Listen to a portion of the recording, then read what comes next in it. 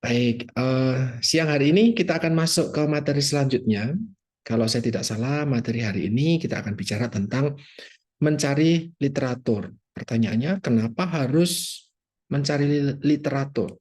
Kenapa proses mencari harus diajarkan buat teman-teman? Gitu ya. Kalau kemarin saya mengajar materi serupa di kelas profesi nurse yang transfer artinya mereka sudah sempat kuliah di D3 baik tahun lalu ataupun sekian tahun yang lalu. Karena mereka sudah pernah kuliah, mereka jadi pernah tahu, oh kalau mau lulus, saya harus memproduksi karya tulis. Baik itu nanti skripsi, karya tulis, tugas akhir, gitu ya. Nama-namanya nanti mungkin berbeda-beda. Nah, di dalam menuliskan skripsi, karya tulis, atau kemarin Pak Menteri ya, Nadiem Makarim menyampaikan, kalau mau lulus itu nggak harus bikin skripsi kok. Gitu. Tetapi untuk di Stikes Panderape hingga hari ini, baik di profesi nurse maupun di gizi, teman-teman tetap masih diminta untuk membuat eh, skripsi. Nah, di dalam membuat skripsi, nanti teman-teman tidak hanya sekadar eh, hanya menulis saja, tetapi harus tahu apa yang ditulis, tulisannya diambil dari mana, nah, gitu, dan sumbernya juga harus jelas. Nah, di dalam kita mencari literatur, di dalam kita mencari sumber tulisan, kita nanti perlu belajar tulisan mana sih yang bisa kita pakai sebagai dasar kita membuat karya tulis, membuat skripsi, bahkan sampai membuat uh, makalah atau tugas-tugas seperti itu. Yang ngechat saya terkait dengan mata kuliah selanjutnya, tidak usah khawatir, saya juga ada rapat kok.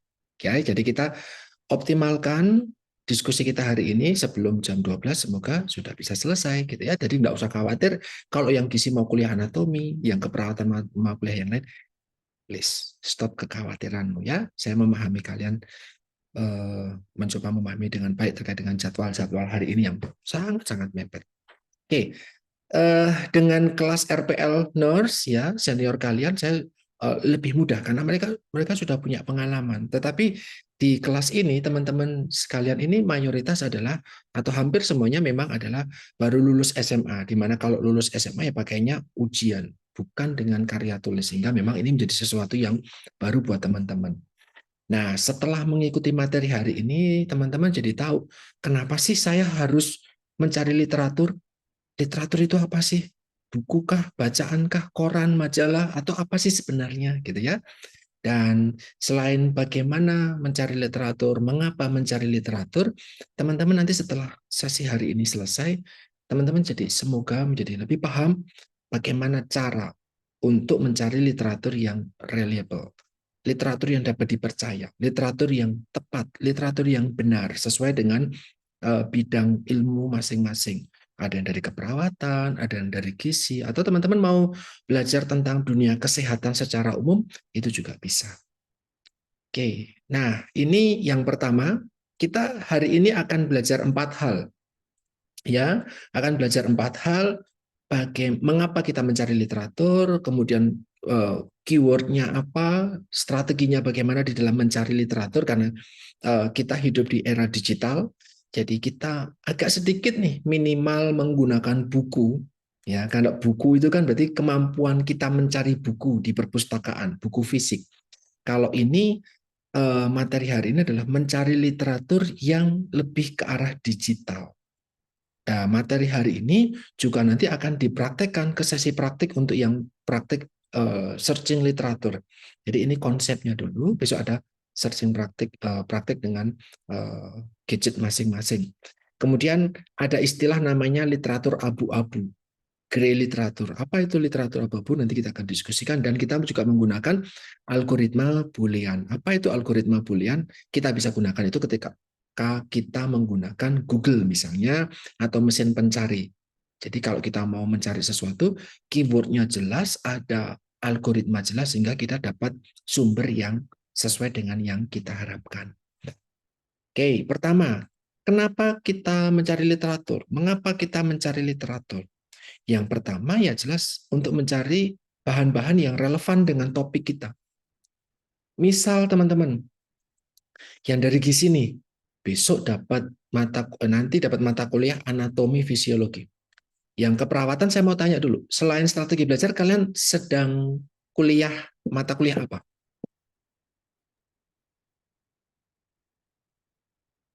Salah satu, silakan. Selain strategi belajar, kuliah apa? Ada nggak? Sekarang ini sedang proses. Ayo, yang keperawatan boleh ngomong? Ada kuliah apa?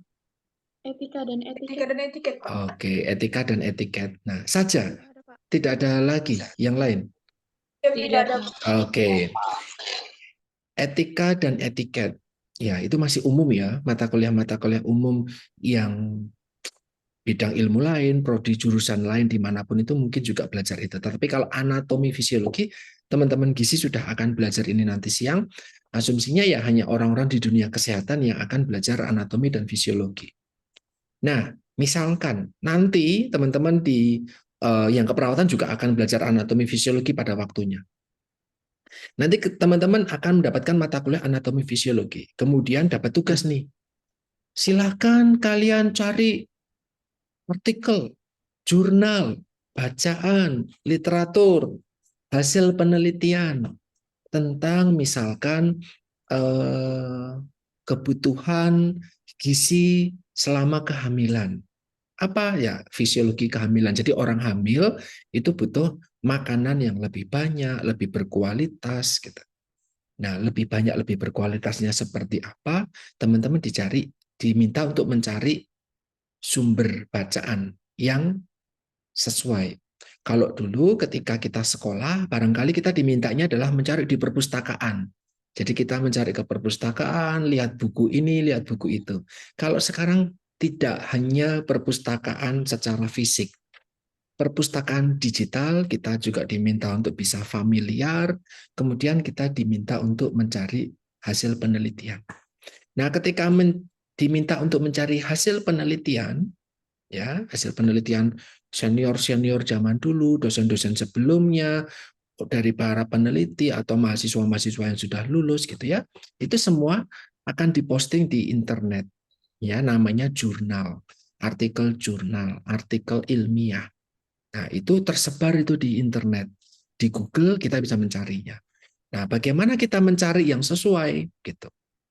Yang relevan dengan topik kita karena tadi diminta untuk mencari tentang kehamilan, kebutuhan selama hamil, harus makan apa, harus melakukan apa selama hamil, maka kita diminta untuk searching literatur sebagai sumber jawaban kita ketika ditanya.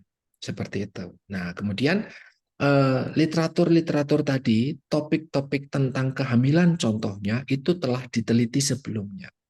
Misalnya, saya setiap waktu akan membimbing mahasiswa semester atas gitu untuk melakukan skripsi penelitian. Salah satunya misalkan ada yang meneliti kalau setiap hari ibu hamil makan jeruk, itu dampaknya apa ya?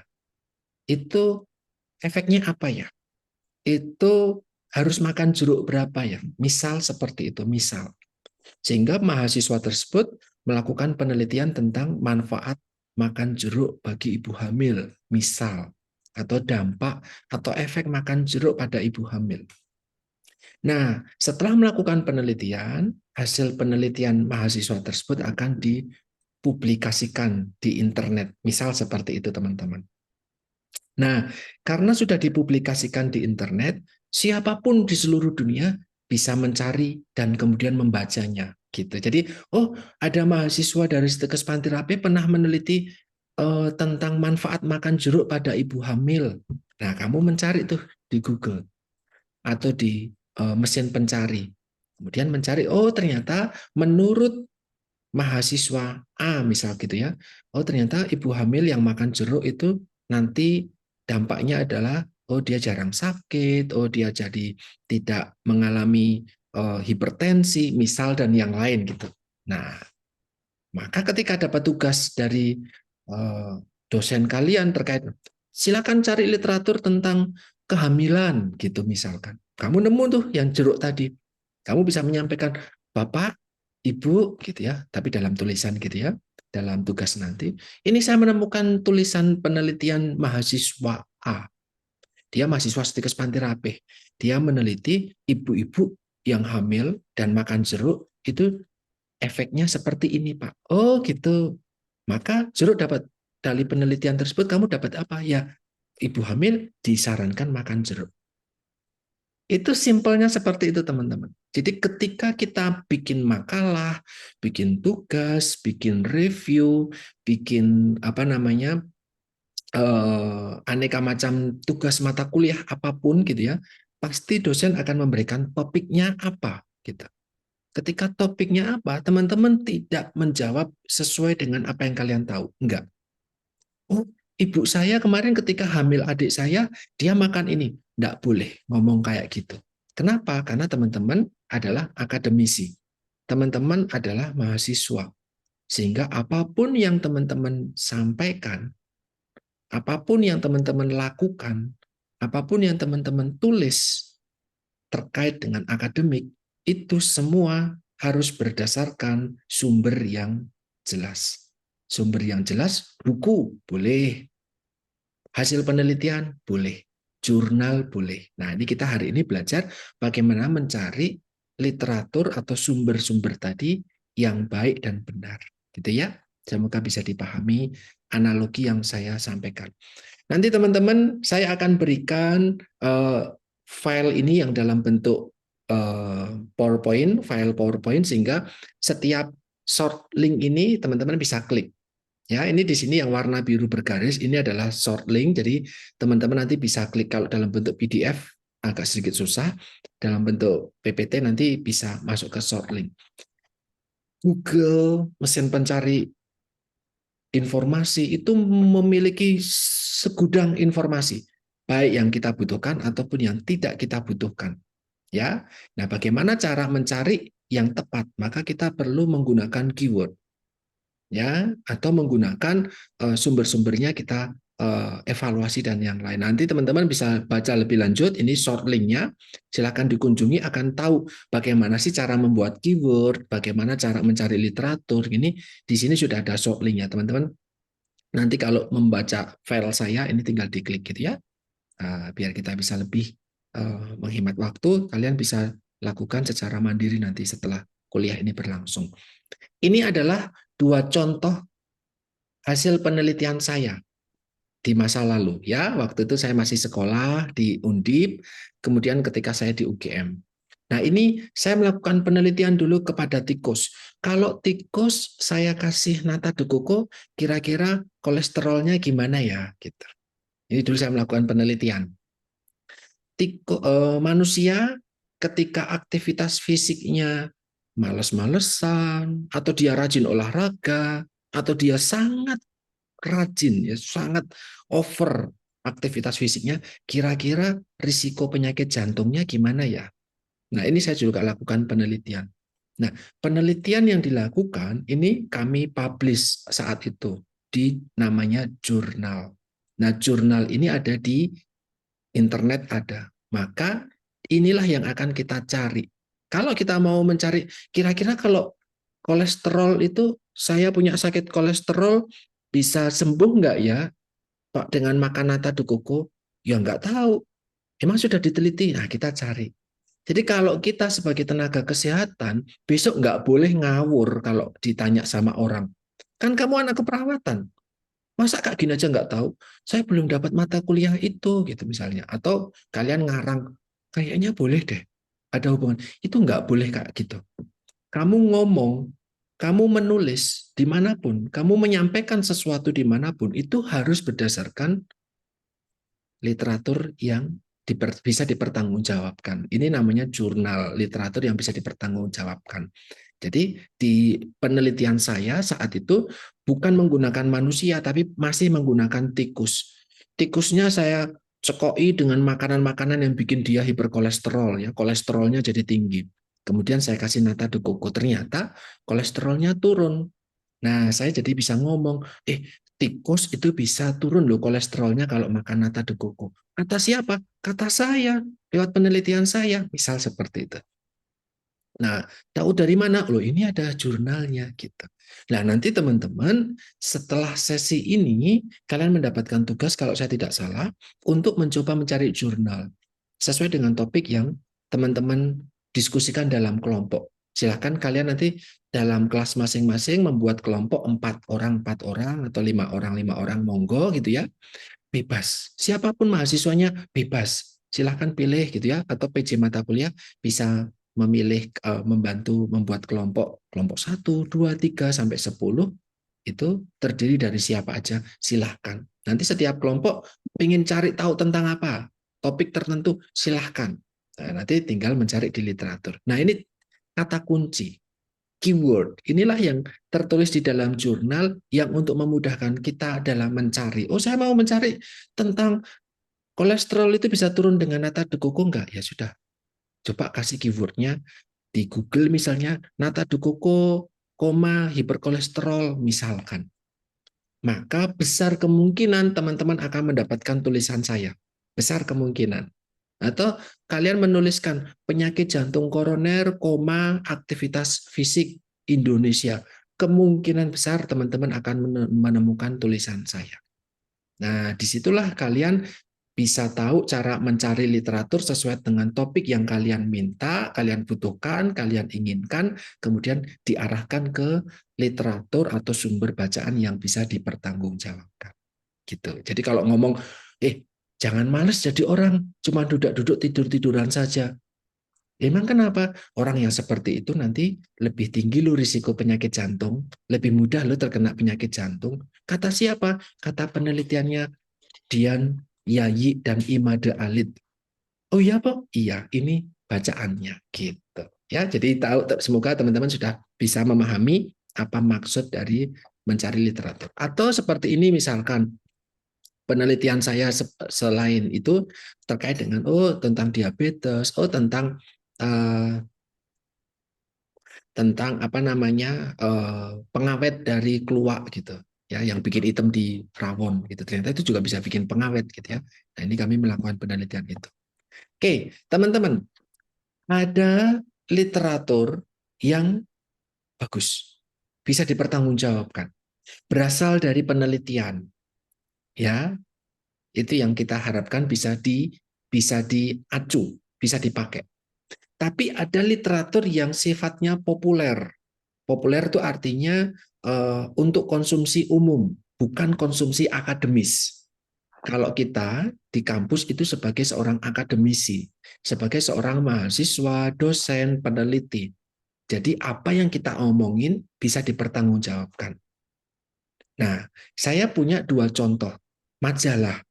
Yang satu majalah kardiologi, yang satu majalah atau tabloid bekam. Yang satu ngomongin tentang jantung, yang satu ngomongin tentang stroke. Sama-sama penyakit. Menurut kalian, apakah keduanya adalah sumber literatur yang baik untuk kita gunakan sebagai mahasiswa, dosen, sebagai sumber bacaan, atau salah satunya saja?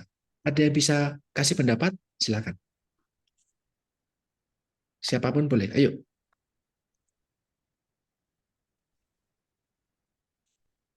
Ayo. Siapa? Silakan.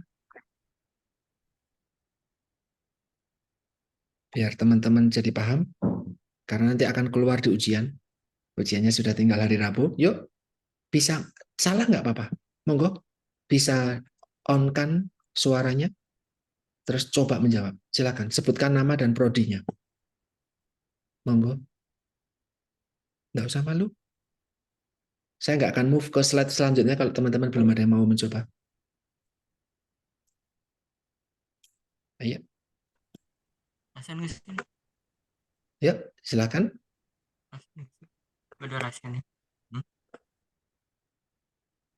Ayo, mana dari 2 contoh sumber ini? Mana yang boleh kita pakai sebagai literatur yang bagus, yang baik, yang sifatnya akademis? salah satunya atau kedua-duanya atau kedua-duanya bukan? Silahkan, coba. Ayo dicoba dulu.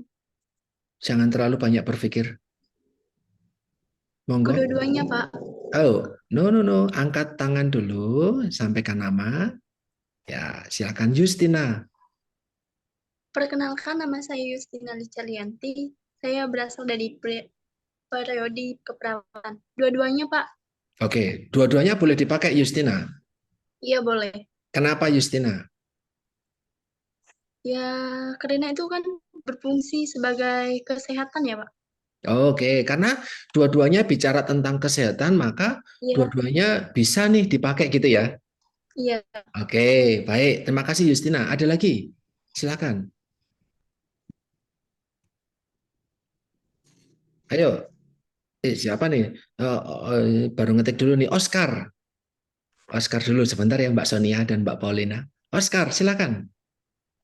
Menurut saya ini ya, ya, ini sama gitu karena Heeh. terjadinya penumpukan dalam pembuluh darah gitu kan Mm-mm. sama apa berhubungan gitu dalam pembuluh darah apa ya? Pembuluh Mm-mm. darah. Oke, karena bicara tentang jantung, pembuluh darah, gitu ya. Jadi sama-sama bisa dipakai gitu ya, Mas Oscar. Baik, terima kasih. Ini sama-sama masalah tentang tubuh kita. Nanti kalau bicara tentang anatomi fisiologi pasti bicara tentang stroke, bicara tentang jantung gitu ya. Stroke itu buat ke otak, jantung itu apa ya di jantung kita, sumbatan di jantung. Oke, tadi Mbak Paulinia dan Mbak Sonia, silakan aktifkan kameranya. Suara, silakan, silakan. Ayo. Kalau menurut pendapat kami bahwa apa?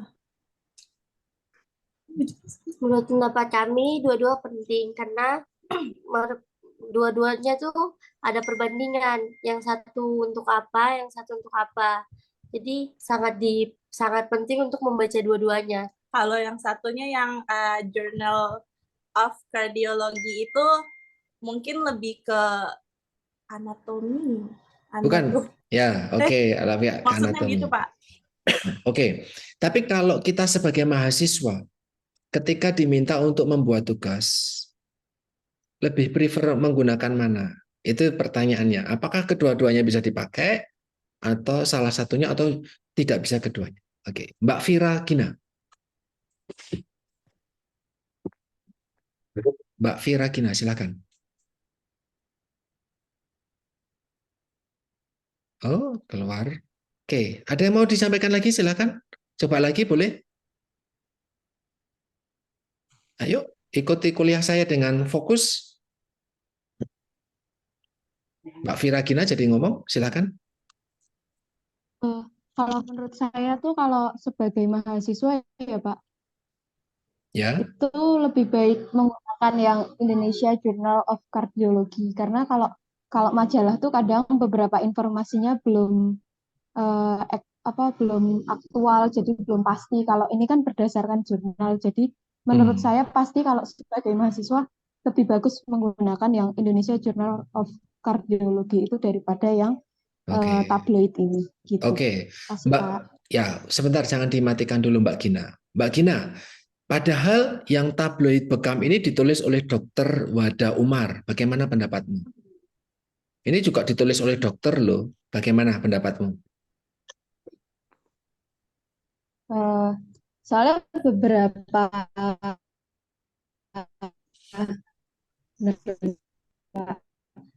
sinyalnya agak susah ya. Ya. Soalnya beberapa info di majalah tuh menurut saya masih ada yang belum pasti gitu. Jadi kalau menurut saya sih lebih baik ke jurnal ini karena udah dibuktikan gitu. Kalau menurut Oke. saya ya Pak. Meskipun ditulis oleh dokter sekalipun gitu ya, Mbak Gina, Mbak Iya. Vira. Ya, oke. Ya, ada lagi. Terima kasih Mbak Gina. Ada satu lagi terakhir. Siapa kasih pendapat? Monggo. Kalau teman-teman memberikan jawaban yang betul dan alasan yang betul, Saya garansi kalian sudah tidak perlu bicara banyak hal tentang tentang literatur tentang jurnal ini, tentang literatur yang baik dan benar, karena sudah paham. Oke, satu lagi terakhir, Mbak Alicia Tumiwa, silakan. Baik, terima kasih Pak. Jadi menurut Alicia itu yang bagus untuk para kami mahasiswa, ini kedengaran suaranya? Ya, silakan. Ya, yang bagus untuk mahasiswa seperti yang dibilang tadi, yang Indonesian Journal of Cardiology, karena yang majalah ini, yang sebelahnya ini jurus ampuh atasi stroke, dari judulnya saja, dari covernya saja, kita sudah bisa membaca bahwa yang ditulis ini dokter, tapi lebih ke agamais gitu loh Pak, yang kayak ke agama Islam Muslim gitu. Sedangkan kita para mahasiswa tentu saja mempelajari semuanya bukan dari segi agama juga, tapi semuanya. Seperti itu Pak. Jadi mungkin mahasiswa lebih memilih yang sebelah kanan ini, yang kardiologi, daripada yang jurus ampuh atasi stroke. Oke. Terima kasih Mbak Alicia. Selain Mbak Alicia, jangan ditutup dulu. Selain faktor, ini ada menyebutkan ke agama tertentu, kepercayaan tertentu, ada alasan lain nggak? Ya, mungkin hanya itu. Tapi dari judulnya Bekam, mungkin masih banyak orang yang belum terlalu percaya tentang reaksi bekam ini bagaimana, kayak gitu Pak. Oke, baik. Ya, terima kasih teman-teman sekalian yang tadi sudah menjawabnya gitu ya. Kalau saya sebagai dosen, sebagai peneliti, juga mengajak teman-teman mencari literatur yang baik dan benar, ya, please fokus ke saya ya. Jadi teman-teman tidak usah main dengan Zoom ini, ya. Saya bisa lihat, jadi fokus gitu ya. Oke, kalau mau mencari literatur, saya sepakat tadi dengan dua jawaban terakhir bahwa Indonesian Journal of Cardiology ini atau majalah kardiologi Indonesia ini bisa digunakan sebagai literatur yang baik. Kenapa? Karena walaupun namanya majalah atau dalam bahasa Inggris namanya jurnal, ini tersusun atas hasil-hasil penelitian orang. Si A meneliti, si B meneliti, si C meneliti gitu toh. Nah, penelitian-penelitian tersebut dipublikasikan atau diterbitkan dalam satu jurnal ini. Jadi jurnal ini terdiri dari hasil penelitian orang-orang. Ini listnya nih. Ini daftar penelitiannya 1, 2, 3, 4, 5, 6, 7. Ini adalah judul-judul penelitian orang-orang tersebut. Ya, besok kalau sudah praktek secara nyata, saya akan bawain teman-teman jurnal beneran ya di ruang kelas. Saya akan bantu bawain jurnal. Nah, sedangkan yang ini adalah populer. Populer itu siapa? Populer ya untuk orang secara umum. Orang tuamu boleh baca, kamu juga kalau mau baca silakan. Orang di jalan mau baca ya monggo, silakan. Untuk konsumsi umum. Sehingga bahasa yang digunakan ya bahasa umum, tidak baku dan bukan berdasarkan penelitian. Kayak kita baca koran, kayak kita baca tabloid, kayak kita baca majalah pada umumnya. Itu untuk bacaan kita sehari-hari. Untuk bacaan biasa-biasa saja, untuk menambah informasi aja. Tapi kalau jurnal itu berisikan penelitian-penelitian. Gitu ya. Jadi kalau kita sebagai mahasiswa mau mencari sumber literatur, kita gunakanlah yang dari jurnal ini, bisa lebih dipertanggungjawabkan. Kalau ini mau di dalamnya informasinya benar, mau informasinya tepat karena ditulis oleh orang-orang yang ahli, tapi tidak bisa dipertanggungjawabkan, gitu ya. Nah, kita tidak menggunakan literatur seperti ini. Nanti kalau teman-teman mau mencari jurnal, disuruh tadi tentang manfaat makan jeruk gitu ya, atau makanan apa nih yang bagus untuk ibu hamil, jangan cari dari tabloid, jangan cari dari majalah, dari koran, dari blog, dari tulisan WhatsApp, Facebook, dan yang lain. Tidak boleh. Alasan kita ngomong, jawaban yang kita gunakan untuk menyampaikan topik tertentu, itu berasal dari penelitian, bukan dari tulisan-tulisan populer, gitu ya. Jadi kalau teman-teman mungkin masih pakai WordPress, masih pakai Wikipedia, nah itu termasuk populer. ya, karena tidak bisa dipertanggungjawabkan. Meskipun informasinya mungkin bisa dibilang "Ya, itu betul kok gitu, tetapi kita tidak bisa menggunakan itu, gitu ya. Itu contohnya. Nah, di sini kita masuk ke topik ketiga, ada yang namanya grey literatur. Grey literatur atau literatur abu-abu itu kayaknya ini benar loh, kayaknya ini hasil penelitian loh, kayaknya ini tepat loh, tapi ternyata enggak. Ya, kayaknya ini bisa dipakai kan hasil penelitian. Ini kayaknya ilmiah nih, tapi kalau dikaji lebih lanjut ternyata belum. Ya, jadi statusnya abu-abu. Untuk grey literatur kita juga tidak diharapkan menggunakan itu. Apa contohnya? Kita akan coba cek. Oke. Grey literatur, sebelum kita masuk ke contoh, grey literatur apa sih? Grey literatur ya adalah publikasi hasil-hasil yang diproduksi atau dikeluarkan atau dipublish atau diterbitkan oleh pemerintah, oleh kampus juga, ternyata mahasiswa juga, kantor juga, industri juga. Tetapi itu kita tidak bisa mempertanggungjawabkan kebenarannya. Gitu. Jadi tidak semua yang diproduksi kampus, pendidikan, mahasiswa, dosen gitu ya, itu bisa dipertanggungjawabkan. Itu belum tentu. Ya, belum tentu semuanya. Jadi kita menganggap itu sebagai abu-abu. Nampaknya sifatnya akademis. Nampaknya itu sifatnya ilmiah, tapi ternyata kita tidak diperkenankan menggunakan itu sebagai literatur.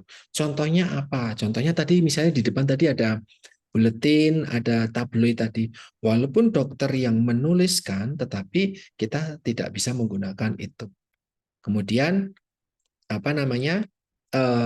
Ada juga terkait dengan di sini dokumen-dokumen dari pemerintah. Oh, ada wilayah tertentu atau kabupaten atau provinsi tertentu melakukan penelitian atau melakukan pengambilan data. Terus hasil dari data tersebut dipublikasikan di website mereka masing-masing. Kita langsung melihat, oh ternyata pemerintah Yogyakarta mengeluarkan kajian tentang dampak karena sampahnya tidak terolah dengan baik. Ini kan kalau di Yogyakarta sekarang sedang ada masalah darurat sampah. Nah, pemerintah mungkin melakukan kajian tentang masalah sampah tadi. Dipublikasikanlah di websitenya pemerintah daerah Yogyakarta. Kalian mendapatkan itu, wah ini dari pemerintah nih, wah ini pasti betul, wah ini tidak mungkin bohong. Iya, tidak bohong, tetapi kita tidak bisa menggunakan itu sebagai literatur ilmiah, ya karena sifatnya abu-abu. Kita tidak bisa mempertanggungjawabkan, mereka tidak bisa mempertanggungjawabkan isinya itu sudah tepat atau belum. Ini karena konteksnya adalah kita sebagai akademisi, bukan masyarakat.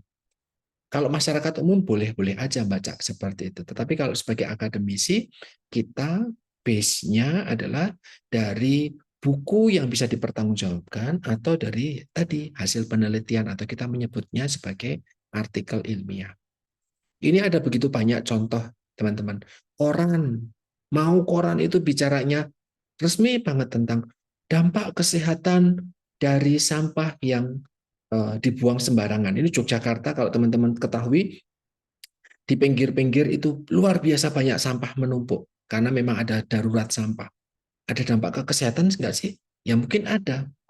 Tapi ketika dibaca di koran, bahkan termasuk PowerPoint presentasi, jadi dosen melakukan kuliah itu tidak bisa kalian gunakan sebagai sumber literatur. Walaupun yang memberikan informasi dosennya. Walaupun dosen melakukan presentasi, itu kalian tidak bisa. Kenapa? Ya karena presentasinya juga tidak bisa dipertanggungjawabkan. Itu betul atau tidak? Kalau mau data yang bisa dipertanggungjawabkan, tadi saya bilang paling bagus adalah dari jurnal. Gitu ya. Termasuk di sini nih, disertasi, tesis, skripsi. Itu juga tidak bisa dipertanggungjawabkan. Nah, yang bisa dipertanggungjawabkan apa? Kalau disertasi, tesis, skripsi itu sudah dipublikasikan. Nah, kalau sudah dipublikasikan, oke, kita bisa ngomong, oh itu bagus, oh itu kita bisa gunakan itu.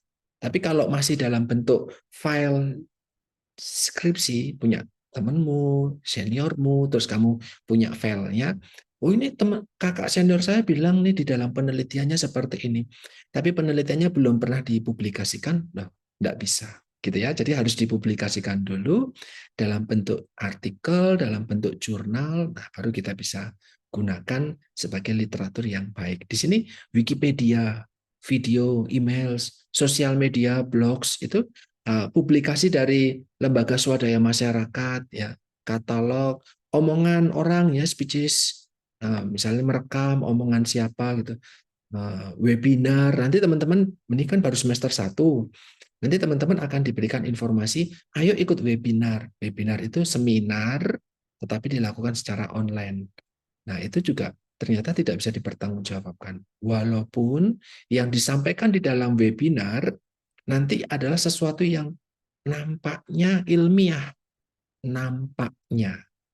Yang dibicarakan di sini semua adalah nampaknya ilmiah. Tapi kalau dikaji lebih lanjut, tidak bisa digunakan sebagai literatur. Maka disebut sebagai grey literatur. Literatur yang abu-abu. Ya, nampaknya ilmiah. Ini teman-teman sering kita terjebak nanti di sini. Ya, kita gunakannya literatur yang beneran.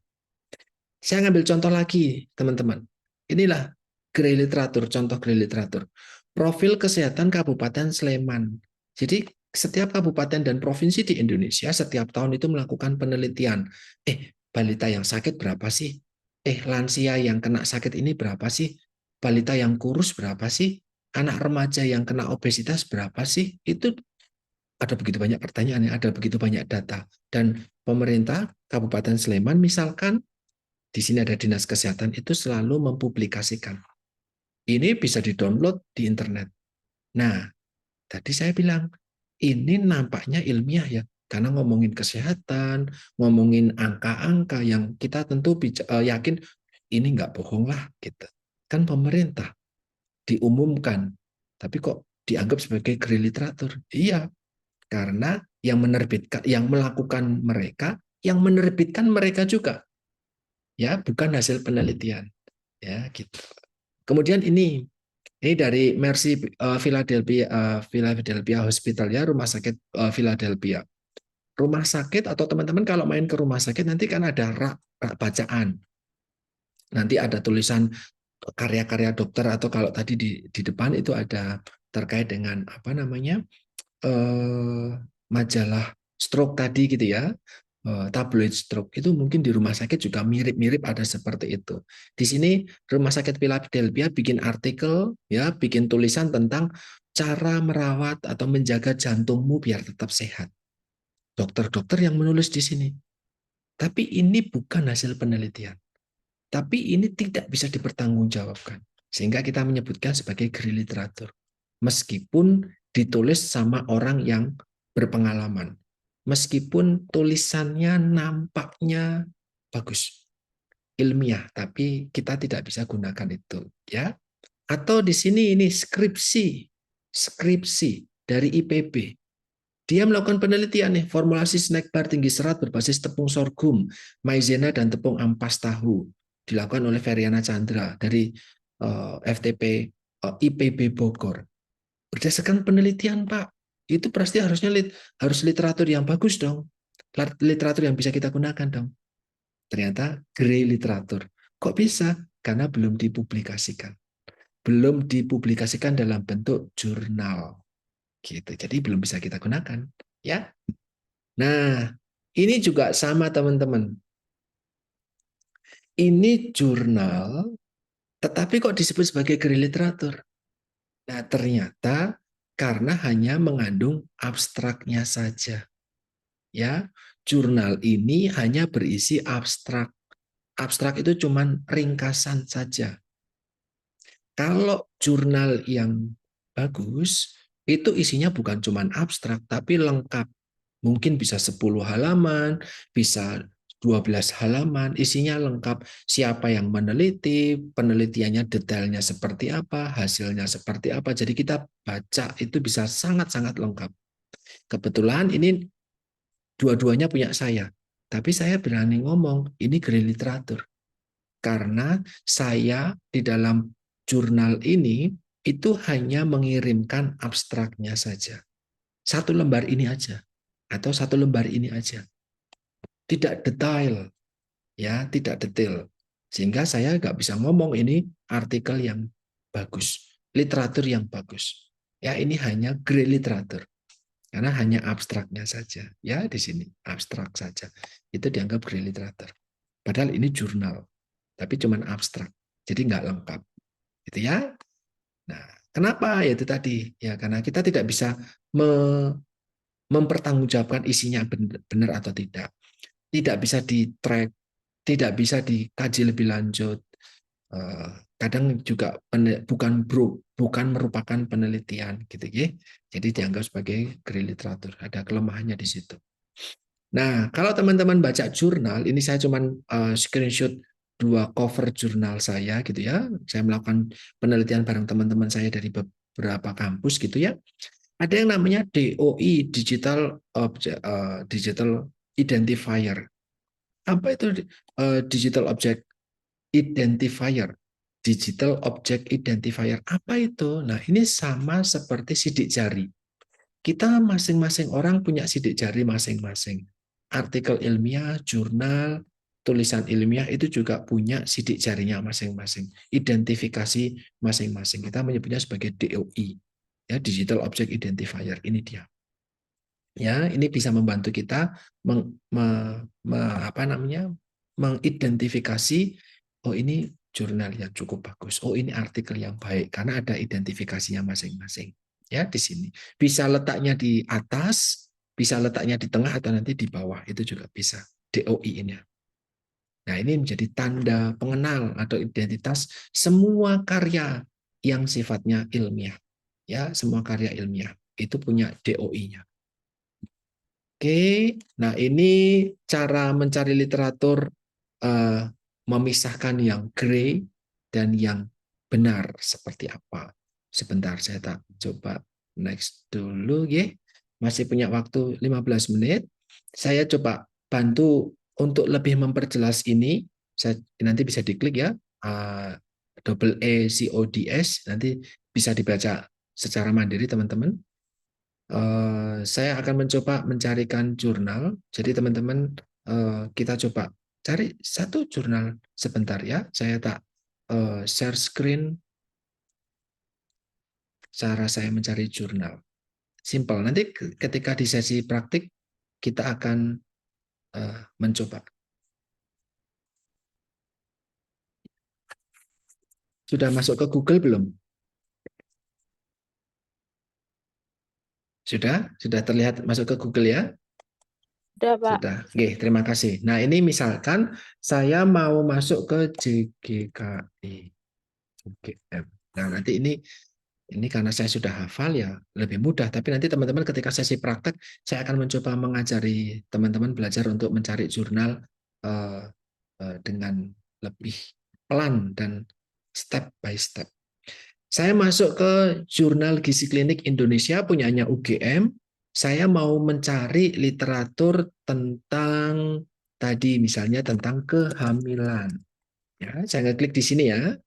Inilah kenapa saya mengharapkan teman-teman pakainya laptop bukan handphone.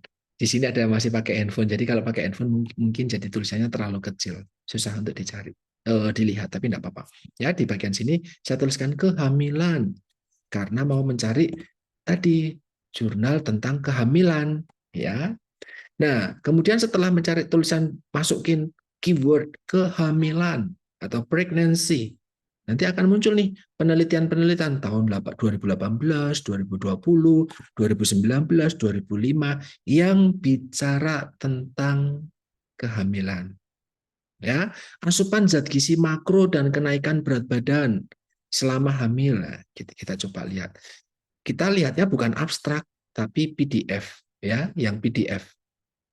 Atau nanti cari di dalam jurnal mana tulisan PDF-nya. Nah, kalau PDF nanti munculnya adalah jurnal secara lengkap. Saya download dulu biar mudah untuk kita buka. Sudah muncul? Oh, belum. Sebentar. Sudah terbuka ya tentang jurnalnya ya? Ya, di sini Imelda Fitri dan Rizky, dialah penulisnya, penelitinya. Dia meneliti tentang dampak asupan makan zat gizi makro, karbohidrat, lemak, protein gitu ya, terhadap kenaikan berat badan ibu hamil. Ya, nah ini abstraknya ini tok, segini aja. Kalau jurnal cuman ada abstraknya, jangan kamu pakai. Ya, jurnal itu harus lengkap. Lengkap itu bagaimana? Dari judul, dari abstrak, dari kata kunci. Terus kemudian halaman pertama ada pendahuluan. Kamu bisa baca metode, kemudian nanti ada hasil penelitiannya seperti apa. Kemudian nanti ada pembahasannya, ada bahasan. Sampai ke daftar pustaka. Rujukan. Inilah jurnal yang lengkap. Inilah jurnal yang teman-teman bisa gunakan sebagai literatur yang baik. Kalau teman-teman dapat tugas, silahkan cari jurnal 5 tentang kehamilan, gitu misalkan gitu ya. Nanti teman-teman bisa pakai ini. Ya, nanti akan bicara ibu, bapak, ibu-ibu hamil yang mengonsumsi zat gizi makro. Apa itu zat gizi makro? Ada karbohidrat, ada lemak, ada protein, ya karbohidrat, fat, protein and fat gitu ya. Dengan cukup, maka berat badannya akan meningkat dengan baik selama proses kehamilan 9 bulan. Tapi kalau ibu hamil makannya sedikit, proteinnya dikit, lemaknya dikit, karbohidratnya dikit, berat badannya naik tapi cuma dikit gitu. Nah, ibu hamil yang makannya cuma dikit, berat badannya naiknya cuma dikit, luaran kehamilan atau hasil bayi yang dilahirkan itu jelek. Nah, ini jadinya bayinya kecil, bayinya pendek, bayinya stunting, bayinya penyakitan. Nah, itu. Ini penelitian yang dilakukan oleh Imelda dan Rizky. Kita bisa ngomong itu karena baca penelitian dia. Gitu ya. Ini salah satu contoh. Semoga teman-teman bisa memahami dengan baik. Ya, itu cara mencari jurnalnya. Ya, kita cari dulu jurnalnya, sumbernya mana, kemudian kita bisa pilih salah satunya. Oh, nggak mau pakai JKKI, ya nggak apa-apa. Kita bisa langsung masuk ke Google. Misalnya, kehamilan, terus asupan makan, jurnal, PDF. Jadi biar bisa di-download. Nah, muncul banyak banget jurnal.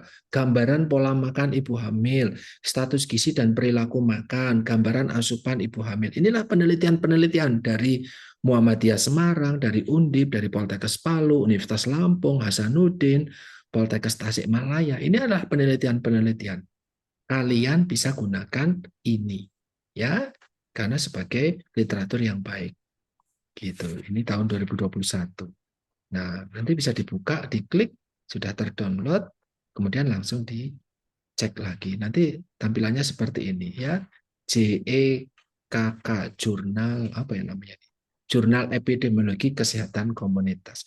Status gizi dan perilaku makan selama trimester pertama. Nah, ini penulisnya, inilah tulisannya, hasilnya seperti apa. Ini penelitiannya lengkap. Jadi kalian bisa baca, bisa jadikan sebagai literatur. Oke, semoga itu bisa dipahami. Kita lanjutkan dulu sebentar terkait beberapa tulisan selanjutnya. Nah, ini tentang jurnal predator, nanti mungkin saya bicarakan ketika kita sudah praktek gitu ya. Kita bicarakan ketika praktek saja. Nah, ini contoh sumber jurnal, ini yang punyanya UGM, ini yang punyanya Undip. Ada banyak editor board-nya atau editorialnya. Terdiri dari kampus mana, kampus mana, kampus mana. Itulah yang menyebabkan kita bisa percaya tulisan tersebut betul atau bagus untuk dijadikan literatur. Kalau majalah tidak ada editorialnya. Kalau majalah tidak ada citasi dikeluarkan juga oleh mana. Nah, ini kalau jurnal ini ada logo-logo seperti ini, artinya kita bisa mencari jurnal tersebut di Sinta, DOAJ, Microsoft, EBSCO, Dimension, Garuda, Crossref, Google, Stanford, Harvard, Leiden, dan yang lain. Artinya inilah database-database jurnal di seluruh dunia, oh ternyata mengacu. Itu kalau majalah, koran, publikasi pemerintah itu nggak masuk di sini. Majalah, koran, publikasi pemerintah, dan aneka grey literatur itu tidak ada editorial board-nya. Itulah kenapa kita nggak bisa pakai itu sebagai literatur yang baik. Nah, ini ada sumber-sumber mesin pencari database selain Google. Saya tadi cuma ngambil 2, Google dan Jurnal Gizi Klinik. Tapi ada begitu banyak bisa dijadikan sebagai literatur kalau kita mau mencari jurnal yang berbau kesehatan. Misalnya seperti itu ya. Ini contoh-contohnya. Besok kita praktek akan lebih tahu teman-teman. Kemudian 5 menit ya. Saya sudah mempraktekkan tadi. Kalau mau mencari topiknya, silakan Mbak Sonia dan Mbak Paulina, topikmu nanti tentang obesitas dan gizi. Misalkan. Oh, orang biar nggak obesitas, makannya harus bagaimana sih? Atau, oh orang kamu kok gemuk banget, kamu makannya pasti banyak. Kata siapa? Kata jurnal. Mana jurnalnya? Oke, kita cari. Inilah algoritma Boolean. Kalau kita menggunakan kata and atau dan, maka hasilnya akan irisan itu. Misalnya, nutrition and obesity. Maka nutrition and obesity. Jurnal-jurnal yang akan ditampilkan hanya akan bicara tentang gizi dan obesitas saja. Nggak akan bicara tentang obesitas atau gizi sendiri-sendiri. Tapi akan ada keduanya. Nah, karena kita mau cari itu tadi kehamilan dan makan. Maka tadi saya pakai kehamilan, makan. Atau nutrition, obesity, jurnal, PDF. Ini juga bisa dipakai. Kalau kita pakainya or, atau gitu, maka dapatnya semuanya. Atau kita pakainya not, ya hanya salah satunya saja. Nah, ini adalah algoritma Boolean. Kalau teman-teman menguasai ini, nanti ketika praktik atau tugas-tugas, atau ketika ke depan di semester 8 mau bikin skripsi, mudah banget gitu ya memanfaatkan data. Itu yang bisa saya sampaikan. Pas kan jam 12, kita punya waktu untuk berdiskusi 5 menit. Ada yang ingin bertanya? Silakan. Masih bingung? Nanti kalau kita ada praktek akan lebih mudah. Ya, nanti kalau sudah praktek, yang penting teman-teman silakan bagi tugas dulu. Bagi kelompok untuk penugasan. Silakan PJMK di kelompok di kelas masing-masing membagi menjadi 10 kelompok di setiap kelas. Ya, kelas A10, kelas B10. Ya. Nanti jatuhnya apakah ada yang 4 anak berkelompok, 5 anak berkelompok, nggak masalah. Silahkan diacak, gizi sama keperawatan gabung jadi satu. Tidak ada gizi sendiri, keperawatan sendiri. Nanti silakan teman-teman tentukan. Saya mau cari tahu lebih lanjut tentang apa ya? Tentang dunia kesehatan. Apapun itu. Teman-teman silakan nanti mencari topik mandiri. Saya tidak akan mengarahkan atau menyuruh kalian topik tertentu. Enggak.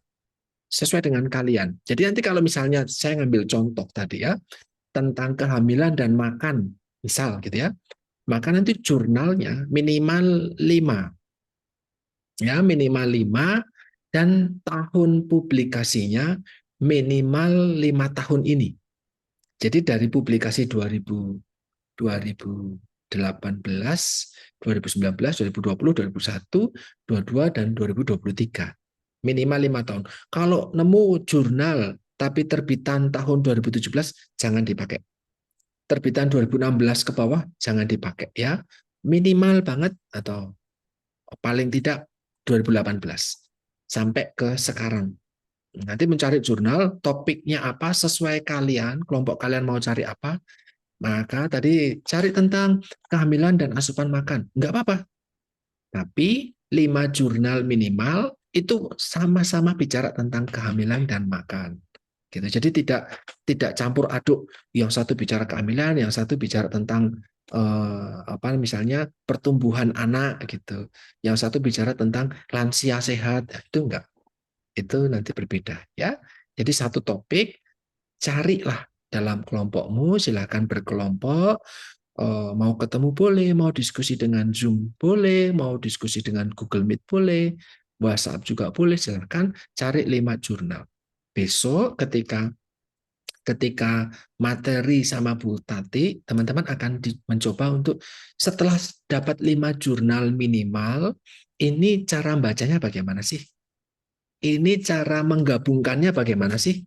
Itu nanti materinya namanya review literatur. Gitu ya. Jadi dengan saya akan belajar cara carinya. Salah nggak apa-apa. Masih ternyata grey literatur, masih ternyata itu nggak bagus, ya nggak apa-apa. Ya, nanti kita akan belajar lebih lanjut ketika sesi praktik. Itu tugas buat teman-teman. Nanti form penugasannya akan saya bagikan. Ya, ada yang mau bertanya dulu tentang materi hari ini? Silakan. Silakan, ada yang mau tanya? Sudah bisa dipahami? Oke, ada yang tanya. Mbak Cornelia, silakan. Belum terdengar suaranya, Mbak. No? Saya belum dengar suaranya Mbak Cornelia.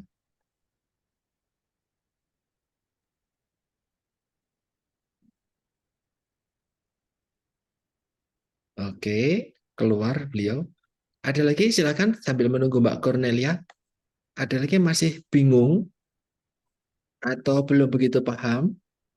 Oke, Mbak Sonia dan Mbak Paulina lagi, silakan. Pak, saya mau bertanya. Kalau macam dari kita kan satu kelompok itu 5 jurnal atau satu kelompok itu satu-satu jurnal. Ya, terima kasih. Pas. Satu kelompok minimal 5, satu kelompok. Ya, jadi saya tidak mempermasalahkan kelompokmu 4 orang atau 5 orang. Nanti mungkin pembagiannya nggak bisa pas banget gitu ya, nggak bisa semuanya sama kelompoknya. Tetapi setiap kelompok setor 5 jurnal minimal, minimal. Makin banyak makin bagus. Kan cuma cari. Pak, sumbernya beda-beda nggak apa-apa? Oh ya, memang harus beda-beda. Tidak boleh sama, beda-beda aja. Tapi nanti saya jadi tahu nih, teman-teman terjebak enggak dengan grey literatur. Teman-teman bisa mencari jurnal yang bagus atau enggak. Nah, gitu. Yang penting dikumpulin dulu. Gitu ya. Dikumpulin, habis itu kita akan diskusi nanti ketika praktek, kan ketemu langsung sama saya. Teman-teman bawa laptop masing-masing misalkan. Enggak punya laptop, Pak? Ya enggak apa-apa. Pakai komputernya kampus. Nanti diajari, oh ya jurnalmu sudah bagus, oh ini jurnalmu sudah bagus, oh ini jurnalmu grey literatur nih, ini termasuk grey literatur, jangan dipakai dan yang lain gitu ya. Topiknya harus sama. Topiknya tentang apa? Ya terserah kelompokmu mau bicara apa. Ditentukan sendiri aja. Jadi kelompok 1, kelompok 2, kelompok 3 tentu beda. Nah, kalau ternyata ada yang sama, ya sudah itu di luar kendali, tapi harapannya berbeda-beda. Jadi teman-teman punya kemampuan untuk mencari sendiri-sendiri gitu ya. Oke, dari Mbak Heni di kolom chat, 5 jurnal, 1 judul apa? Ya tentu berbeda lah. Karena penelitian tadi saya sampaikan teman-teman, publikasi di internet itu punya DOI, Digital Object Identifier. Pasti jurnal satu dengan jurnal lain pasti beda. Ya, pasti berbeda. Walaupun bicara hal yang mungkin sama, pasti tapi berbeda. Publikasinya berbeda, penulisnya berbeda, judulnya exactly berbeda. Jadi pasti berbeda. Tapi konteksnya, topiknya mungkin sama. Oh, sama-sama bicara tentang perilaku makan ibu hamil. Oh, sama-sama bicara tentang tumbuh kembang anak dan balita. Oh, sama-sama bicara tentang manfaat menimbang secara teratur. Oh, meneliti tentang kebiasaan cuci tangan, dampaknya apa ke kesehatan. Misalnya seperti itu. Yang ringan-ringan aja ya. Itu pasti berbeda.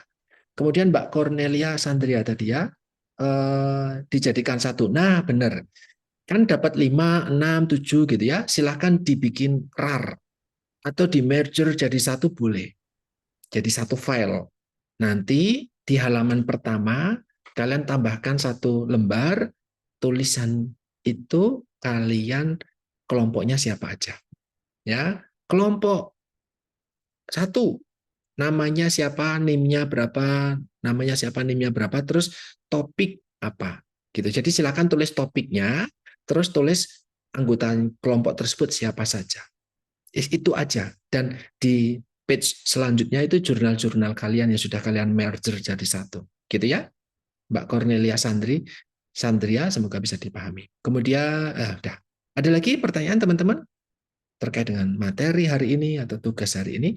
Monggo, sudah bisa dipahami ya?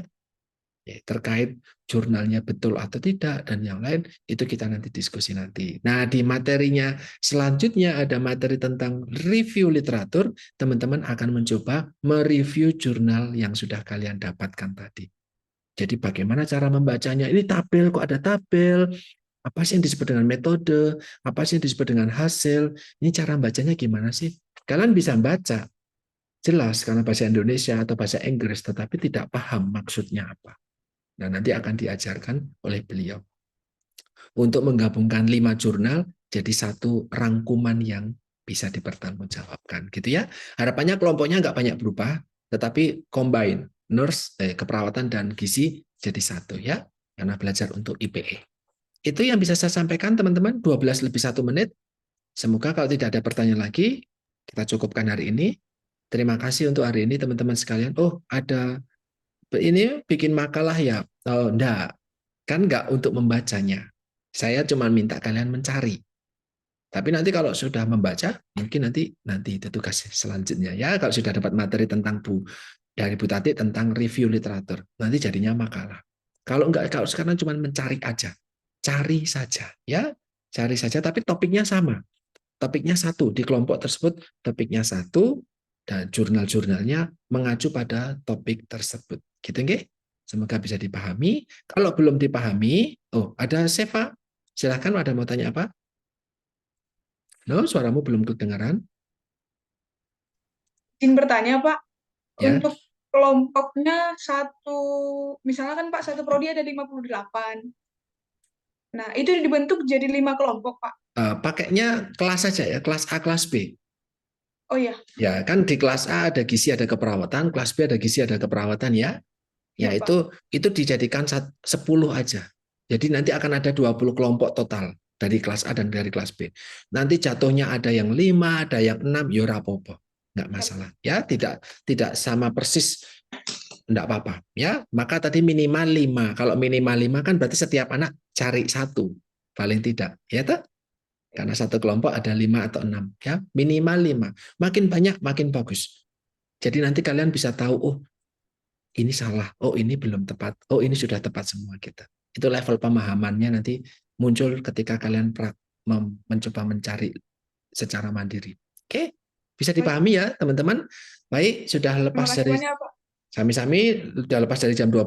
Terima kasih sekali teman-teman sekalian sudah berkenan menunggu mengikuti kuliah hari ini. Semoga masih banyak banget manfaat buat kalian semuanya. Nanti akan saya upload, saya akan share linknya seperti biasa di Sevima, Headlink, ataupun di WhatsApp Group. Semoga bisa memberi manfaat.